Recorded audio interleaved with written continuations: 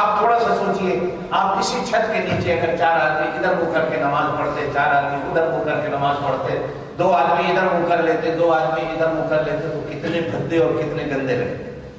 جب ایک کی طرف ہم کھڑے ہوتے، علامہ اقبال محمود نے کہا نا کہ آگے آئیں لڑائی مگر وقت نماز، قبلہ رخوں کی زمین بوس ہوئی قوم حجاز۔ ایک سب میں کھڑے ہو گئے محمود و عیاض، نہ کوئی بندہ رہا نہ کوئی بندہ نواز۔ اللہ ہمیں ایک بننے کی بات چل رہی تھی کہ قرآن پاک نے کتنی جگہ یوں کہا ہے کہ 7 آسمان ہیں 7 زمینیں۔ کچھ لوگ کہتے ہیں کہ باقی زمینیں نیچے ہیں، اب کعبہ تو اوپر ہے، اب نیچے اگر زمینیں ہیں تو نیچے والے منہ کدھر کرتے ہوں گے۔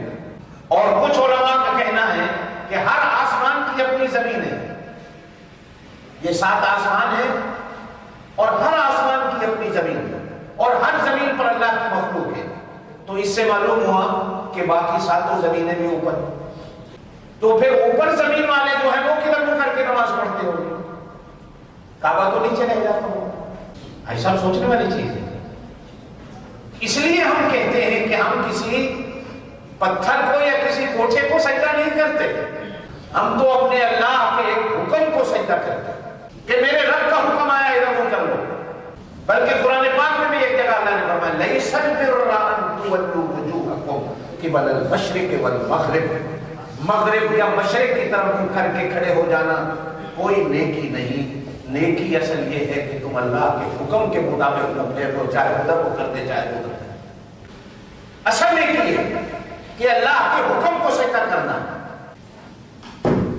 ہندو کہتا ہے کہ ہم بھی تو ایک مورتی کو پوجتے ہیں جو پتھر کی بنی ہوئی ہے، تم بھی تو ایک گھر کو پوج رہے جو پتھر کا بنا ہوا ہے، لہٰذا تم اور ہم میں کیا فرق رہ گیا؟ تم بھی پتھر کے پجاری، ہم بھی پتھر کے پجاری۔ تو ہم جواب دیتے ہیں کہ صاحب ہم پتھر کی پوجا نہیں کرتے، بلکہ اگر کوئی بندہ اس نیت سے کعبے کی طرف منہ کر کے نماز پڑھتا ہے تو وہ تو کعبہ ہو جاتا ہے، وہ تو مسلمان ہی نہیں رہتا،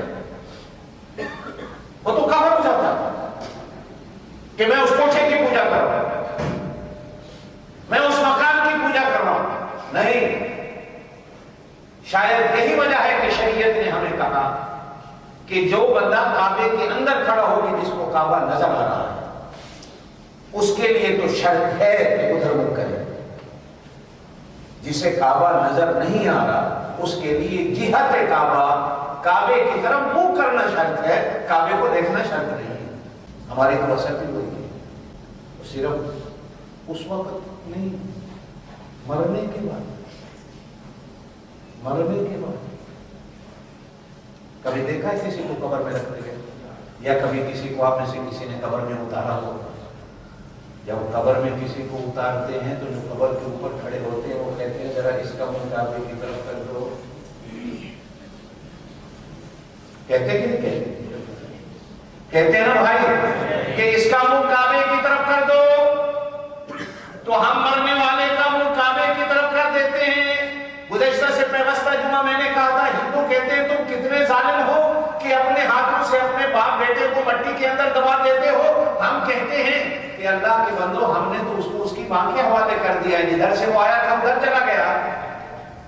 یہ تو شفقت اور محبت کی دلیل ہے۔ ظلم تو یہ ہے کہ تم بندے کو اٹھاتے ہو اور آپ کی نظر کر دیتے ہو، یہ ظلم ہے۔ کسی کو ماں کی جھولی میں ڈال دینا یہ تو عین شفقت ہے، اسے تو ظلم کہتے ہی نہیں۔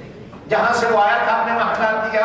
اور دوسرا اثر وہ نکلا کہ اس کا کعبے کی طرف منہ کر دو کہ جس مٹی سے بنا تھا اسی مٹی کی طرف اس کا منہ کر دو، تاکہ ہم لوگوں کو کہہ سکیں کل شیء یرجع الی اصلہ، کہ ہر چیز اپنی اصل کی طرف لوٹائی جاتی ہے۔ ایک بندہ کسی قبر کا طواف کرتا ہے یا کسی مکان کا طواف کرتا ہے، یاد رکھنا اگر وہ عبادت سمجھ کے کرتا ہے تو کافر ہوتا ہے، اس لیے کہ طواف صرف اللہ کے گھر کا ہے، کسی قبر کا نہیں، کسی اور مکان کا نہیں۔